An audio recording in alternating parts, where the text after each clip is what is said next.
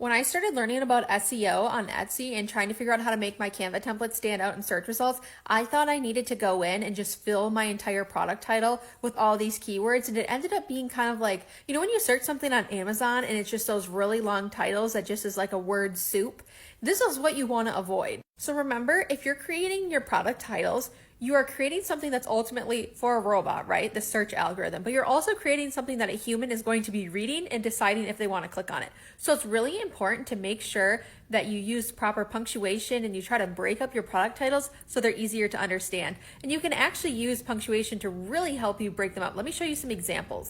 First of all, I really like to write my titles in sentence case. I think it makes it a lot easier for people to read and understand.